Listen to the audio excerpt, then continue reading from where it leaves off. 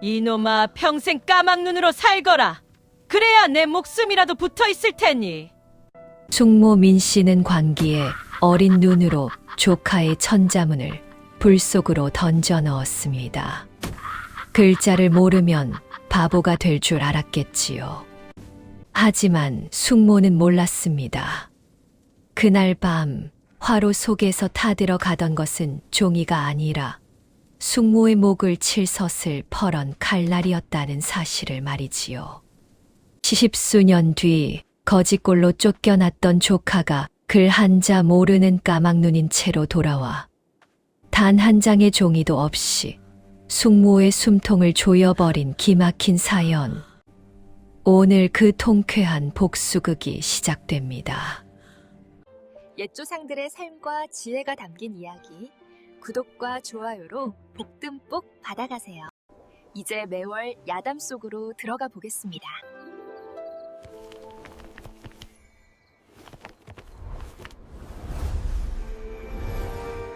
안 돼! 보지 마라! 눈 감아!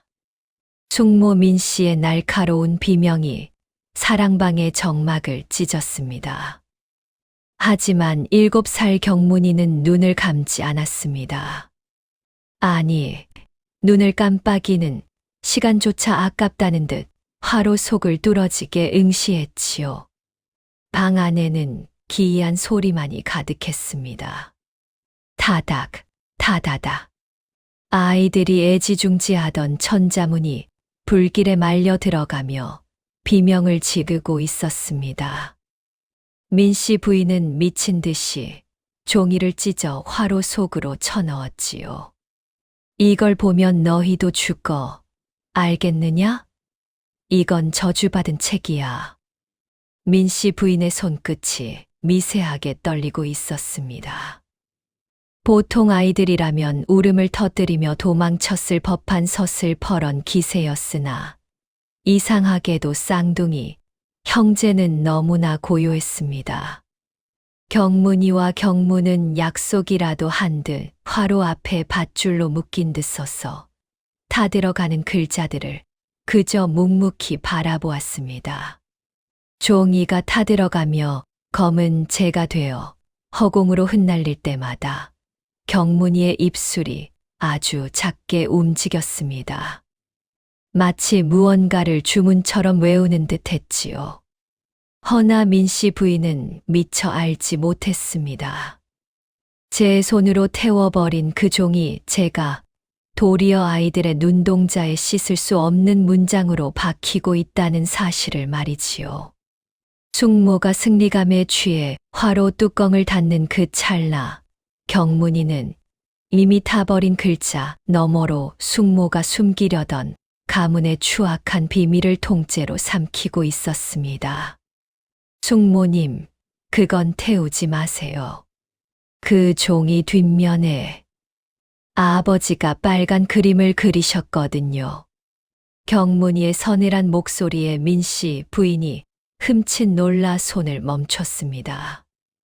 그녀는 황급히 종이를 뒤집어 보았으나 그곳엔 아무것도 없었지요. 민씨 부인은 이놈이 감히 어른을 속이려 든다며 종이를 불 속으로 밀어 넣었지만 그녀는 꿈에도 몰랐습니다.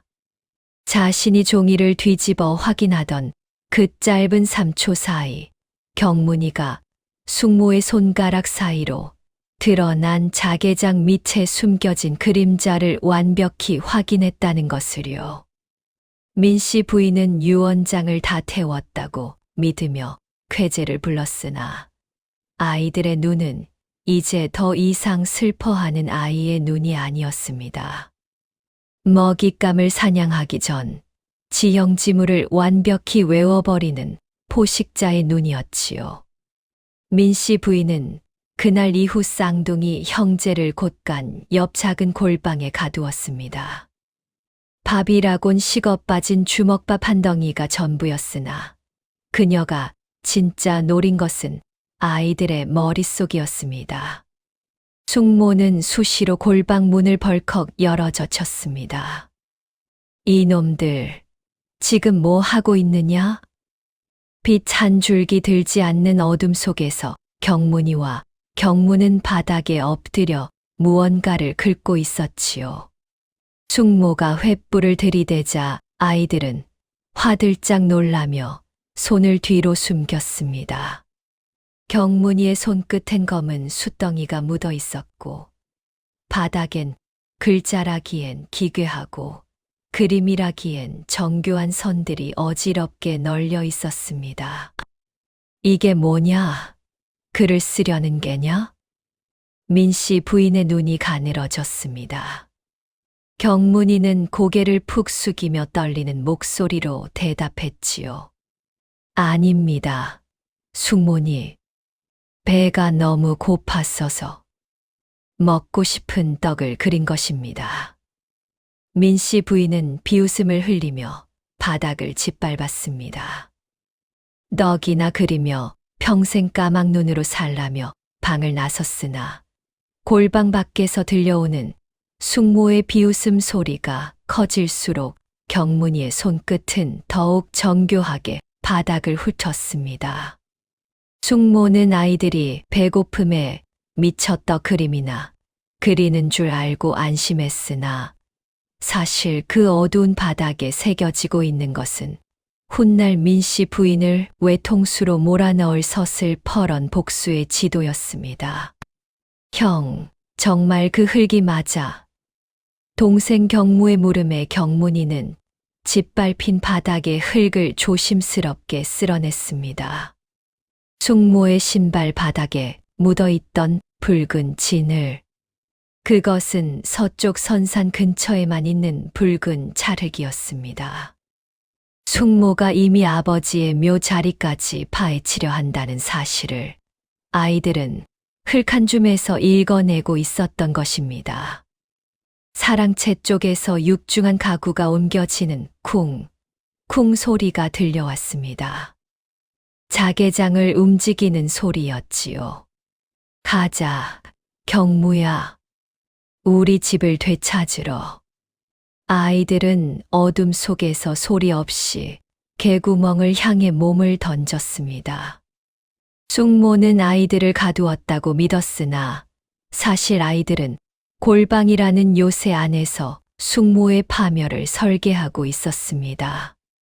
개구멍을 빠져나와 눈보라 속을 미친 듯이 달린 아이들의 발은 이미 감각이 없었습니다. 뒤에서는 저놈들 잡아라 하는 왈패들의 고함이 턱 밑까지 쫓아왔지요.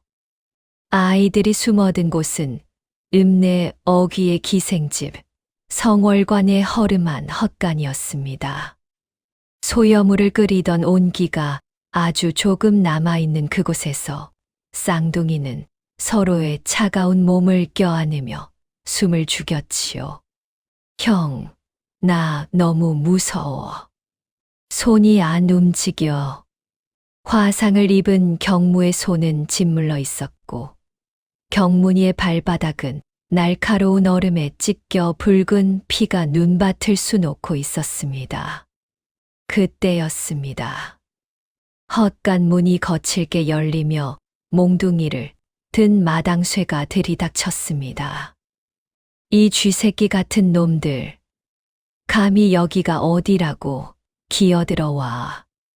마당쇠는 다짜고짜 경문이의 멱살을 잡아 밖으로 내동댕이 쳤습니다. 차가운 눈바닥 위로 내동댕이 쳐진 아이들의 머리 위로 굵직한 몽둥이가 높이 치켜들렸지요. 재수 없게 거지 새끼들이. 오늘 본때를 보여주마. 몽둥이가 경문이의 머리를 내리치려던 그 찰나였습니다. 쥐익, 퍽, 허공을 가르는 날카로운 소리와 함께 마당쇠의 몽둥이가 정확히 반으로 쪼개지며 바닥으로 떨어졌습니다. 마당쇠가 비명을 지르며 제 손목을 부여잡았습니다. 눈바닥에 박힌 것은 화살도 칼도 아닌 평범한 노젓가락 한 짝이었지요. 술맛 떨어지게 시끄럽군. 성월관 인심이 언제부터 이렇게 흉흉해졌나. 모두의 시선이 성월관 대청마루 끝자락으로 향했습니다. 그곳에는 구겨진 갓을 삐딱하게 쓰고 술 얼룩이 묻은 낡은 도포를 걸친 사내가 삐딱하게 앉아 있었지요.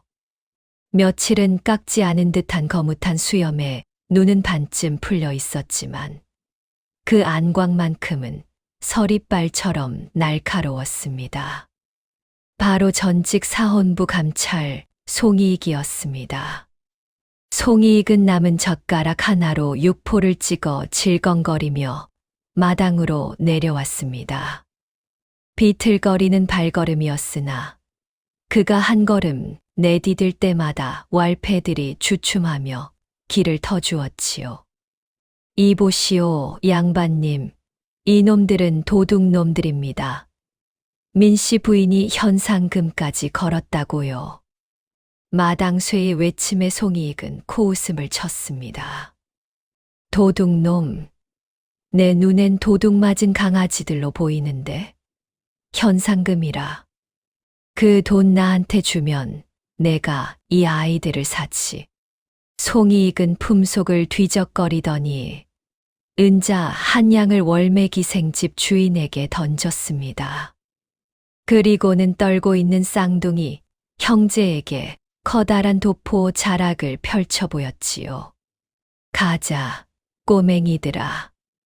내 집에 쥐새끼가 많아서 고양이가 필요했는데 마침 잘 됐구려. 송이익의 옷에서는 큼큼한 술 냄새와 땀 냄새가 났습니다.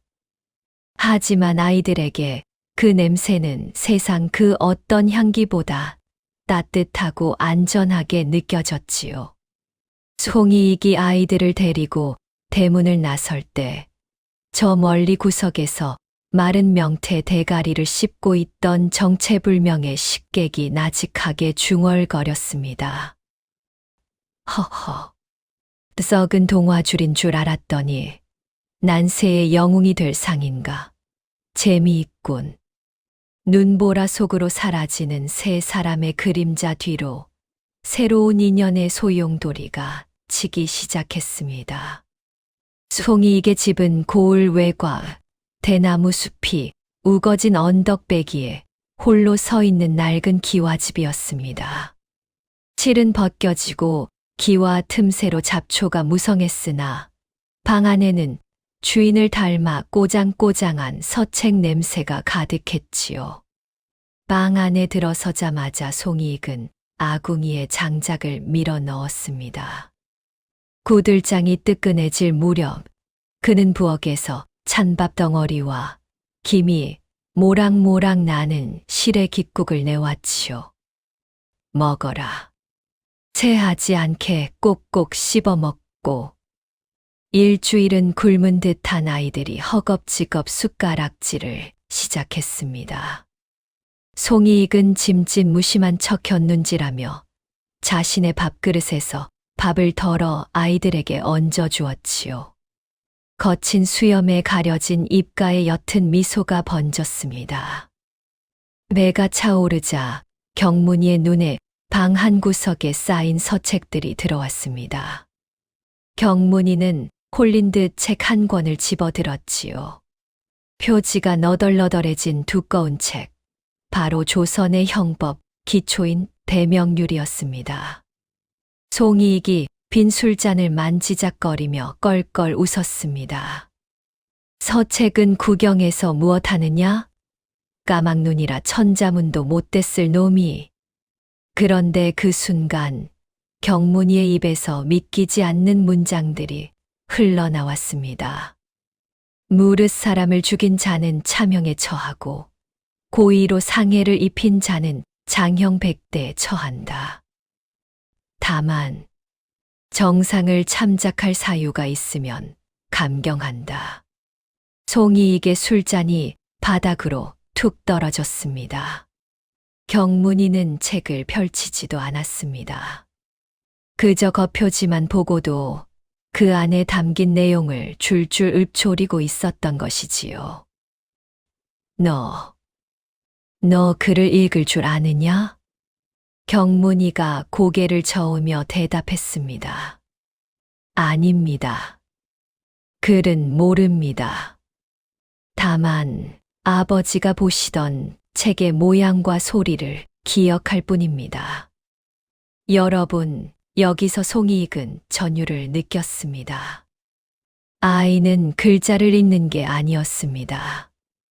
아버지가 책장을 넘기며 읊던 소리와 그 순간의 책 모양을 통째로 머릿속에 그림부로 박아 넣은 것이었지요.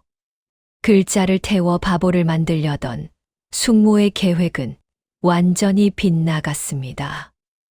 오히려 아이는 글자라는 틀에 갇히지 않고 세상의 모든 법리를 이미지로 저장하는 괴물이 되어 있었던 겁니다. 한편 동생 경무는 방 구석에 놓인 좁고 깊은 호리병 형태의 조청 단지 앞에 쭈그리고 앉았습니다. 송이익도 손가락이 닿지 않아 포기했던 귀한 조청이었지요. 그건 못 먹는다. 입구가 좁아 숟가락도 안 들어가거든. 경무는 대답 대신 빙그레 웃더니 부엌에서 부러진 나무 막대기와 지푸라기를 가져와 끝을 십자 모양으로 묶었습니다. 그리고 단지 깊숙이 집어넣어 휘휘 돌리자 끈적한 조청이 지푸라기 사이사이에 엉겨붙어 묵직하게 딸려 올라왔지요. 송이익은 무릎을 탁 쳤습니다. 형은 머리로 세상을 읽고 동생은 손으로 세상을 만지는구나. 분위기가 무르익자 경문이가 품속에서 꼬깃꼬깃한 종이 뭉치를 꺼냈습니다. 불에 그을리고 찢어진 아버지의 유언장 반쪽이었습니다. 이걸 찾으러 가야 합니다.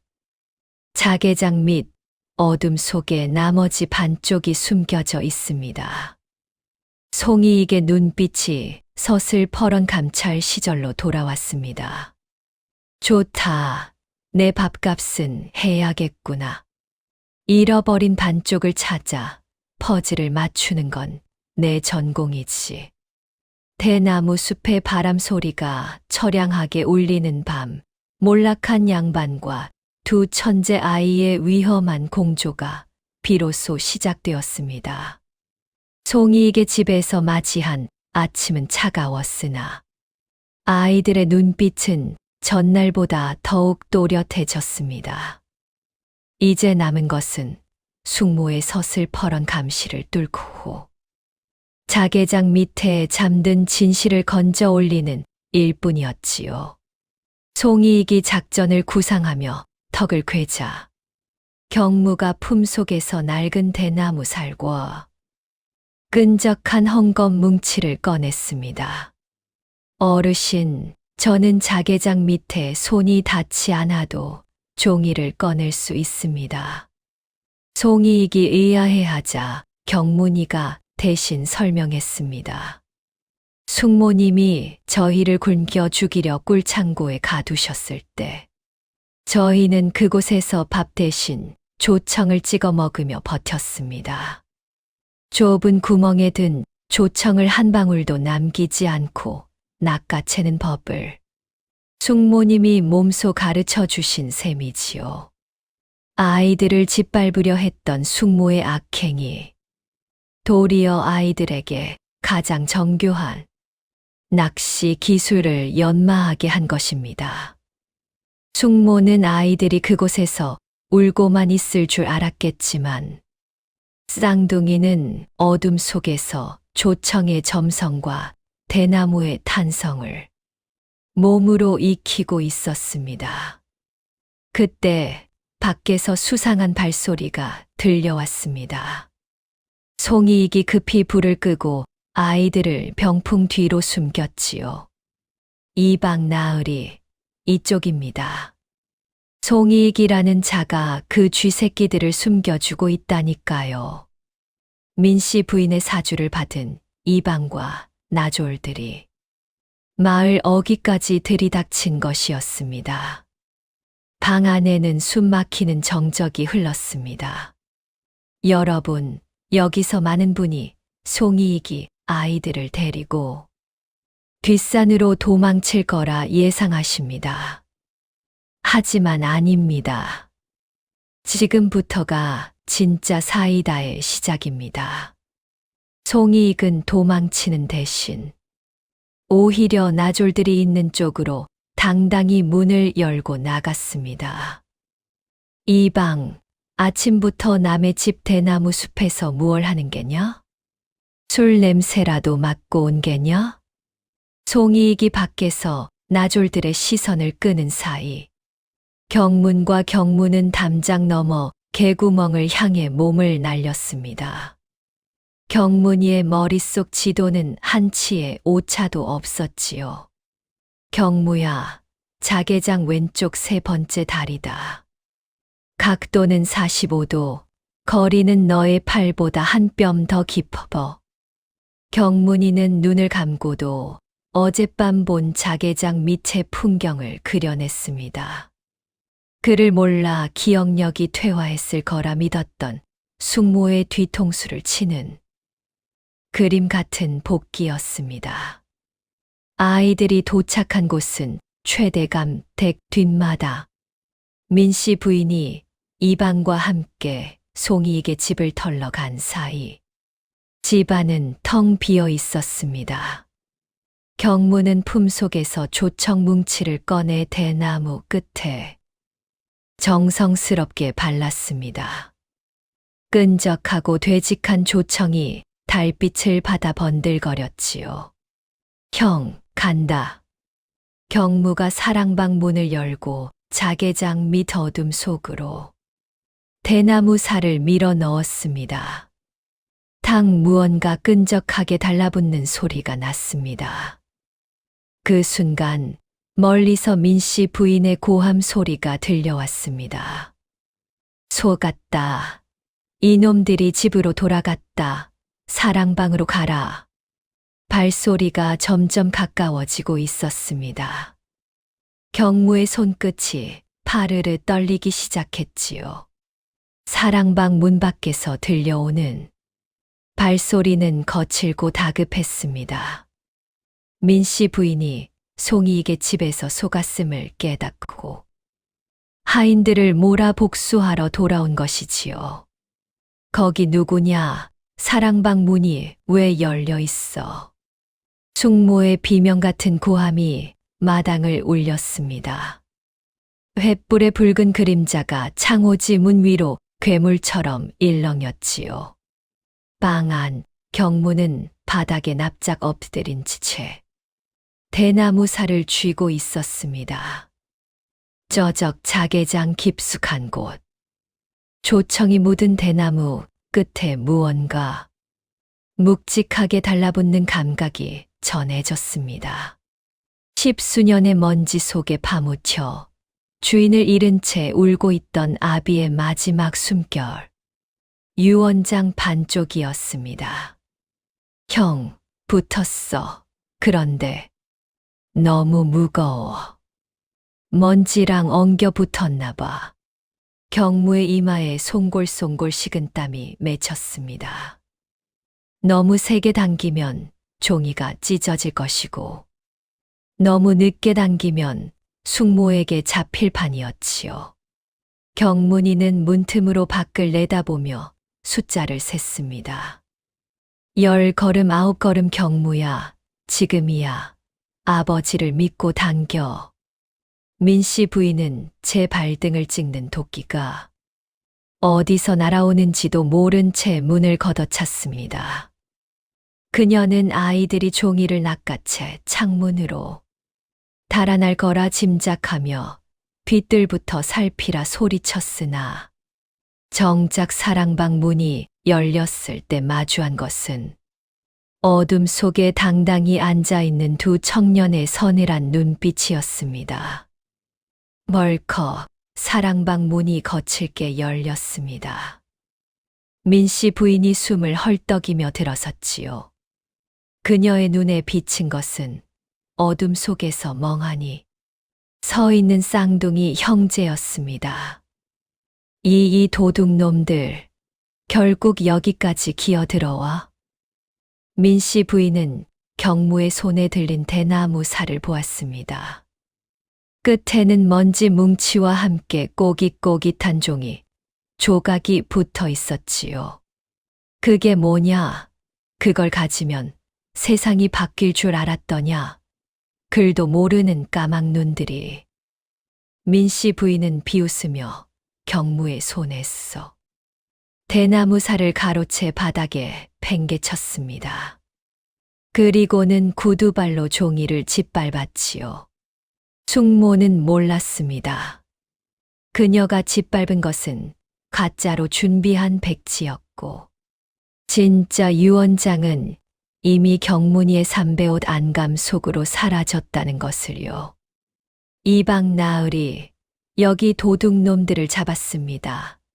어서 포박하세요. 민씨 부인의 부름에 나졸들이 방 안으로 들이닥쳤습니다. 아이들은 순순히 손을 내밀었습니다. 경문이는 고개를 숙인 채 입가에 아주 미세한 미소를 지었지요. 숙모님, 당신은 우리가 그를 모른다고 방심하셨지요.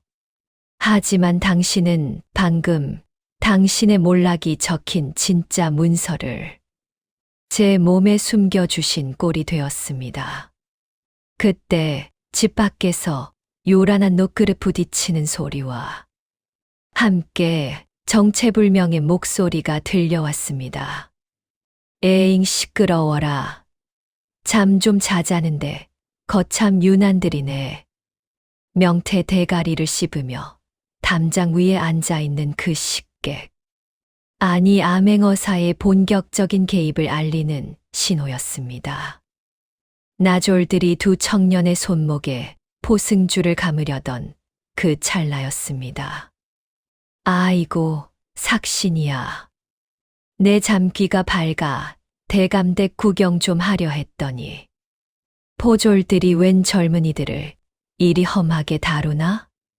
담장 위에서 명태 대가리를 질겅거리던 식객이 마당으로 툭 뛰어내렸습니다. 낡은 집신의 떼자국이 훤한 행색이었으나 땅에 닿는 발소리만큼은 깃털처럼 가벼웠지요.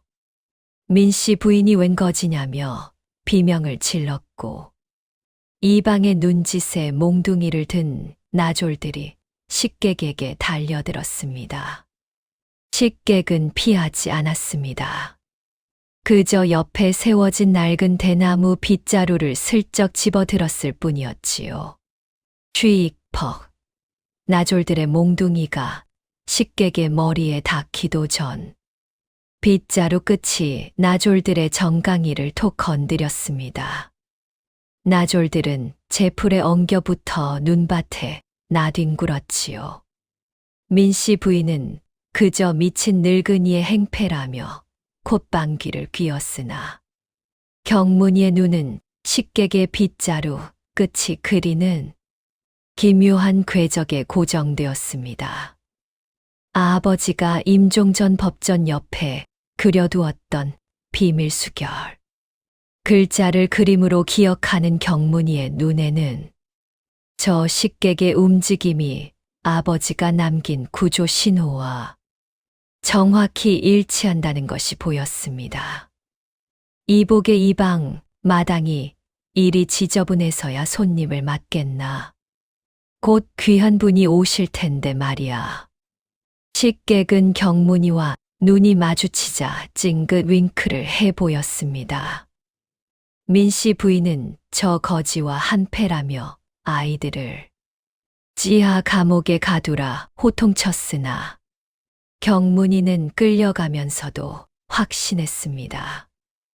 호랑이를 잡기 위해 제 발로 굴 속에 들어갈 때가 왔음을 말이지요.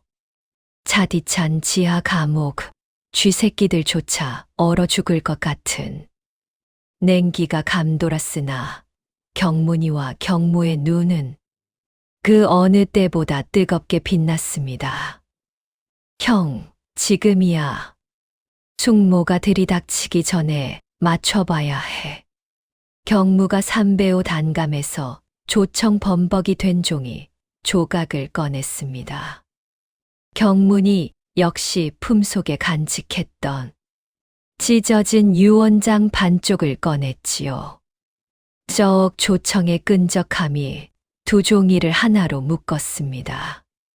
10수년의 세월을 건너온 아비의 마지막 목소리가 비로소 온전한 모습을 드러냈습니다.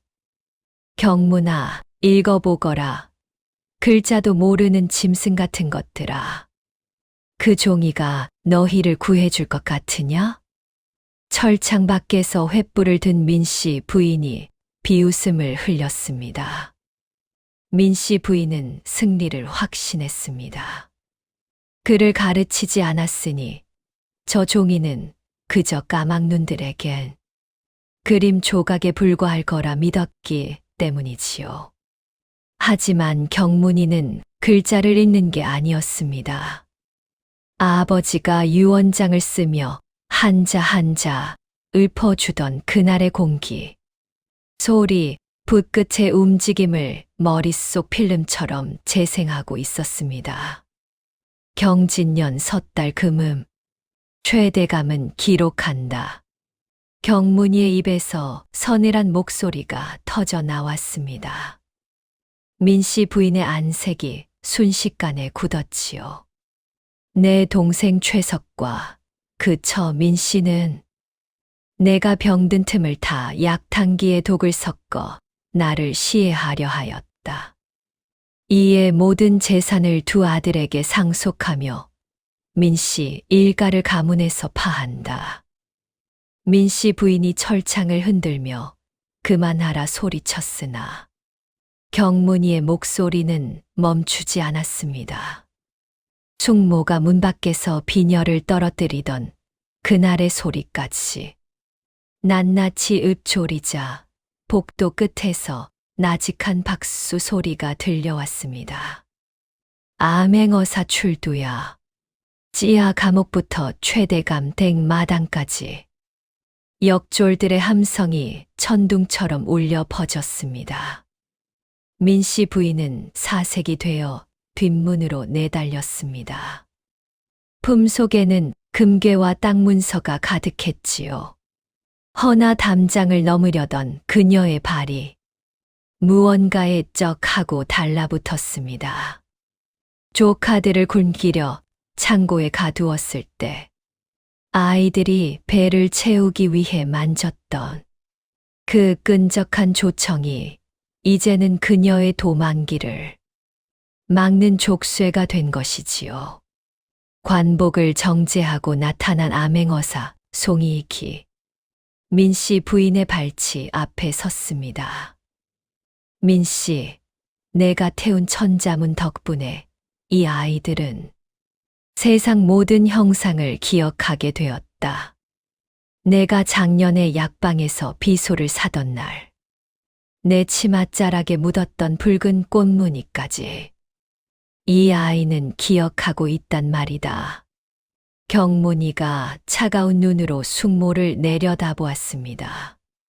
숙모는 아이들이 그를 모른다고 안심하며 살생부와 뇌물장부를 장롱 속에 방치했으나 경문이는 이미 그 위치를 그림으로 그려 어사에게 전달한 뒤였습니다. 악인이 파놓은 함정이 결국 제 목을 치는 작두날이 되어 돌아온 순간이었습니다.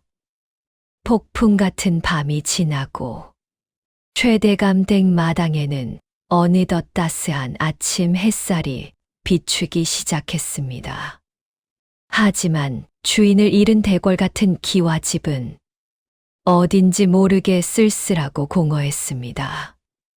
발에 채이는 비단 옷도 곳간에 가득한 곡식도 주인 없는 빈 껍데기처럼 차갑기만 했지요. 송이 익은 아이들에게 가문의 모든 권한을 돌려주고는 낡은 갓을 고쳐 썼습니다. 제 부자가 되었으니 잘 살라는 짧은 인사를 남기고 그는 미련 없이 대문을 나섰습니다. 시십수년 전 쫓겨났던 소년들을 다시 제자리로 돌려놓았으니 이제 자신의 역할은 끝났다고 믿었기 때문이지요. 허나 송이익이 자신의 낡고 허름한 기와집에 도착했을 때 그를 맞이한 것은 낯익은 두 그림자였습니다. 방 안에는 비단옷을 벗어 던지고 다시 남루한 삼배옷을 입은 쌍둥이가 서 있었습니다. 손에는 낡은 보따리와 숙모의 창고에서 챙겨온 조청 단지 하나가 들려 있었지요. 너희들이 왜 여기 있느냐? 그 넓은 집을 두고 송이익의 호통의 경문이가 빙그레 웃으며 대답했습니다. 어르신, 제 기억 속 가장 따뜻한 풍경은 대궐 같은 집이 아니라 어르신이 끓여주신 실의 깃국이었습니다. 글은 몰라도 진짜 가족이 누군지는 똑똑히 기억하고 있거든요. 송이익의 눈시울이 붉어졌습니다. 경무는 낡은 나무 막대기에 조청을 묻혀 송이익의 입에 넣어주었지요. 아버지, 이제 조청은 우리 같이 나눠 먹을 때만 써요. 세월이 흘러 경문이는 강직한 감찰이 되었고 경무는 조선 최고의 소목장이 되었습니다. 사람들은 그들을 보며 말합니다. 글자를 뺏겼던 아이들이 어떻게 세상을 통달했느냐고. 그러면 그들은 웃으며 대답하지요. 글자는 종이에 적히지만 진심은 가슴에 사진처럼 박히는 법입니다. 숙모는 아이들의 눈을 가리려 했으나 오히려 진실을 꿰뚫어 보는 눈을 선물한 셈이 되었습니다. 살다 보면 앞이 캄캄한 순간이 있습니다.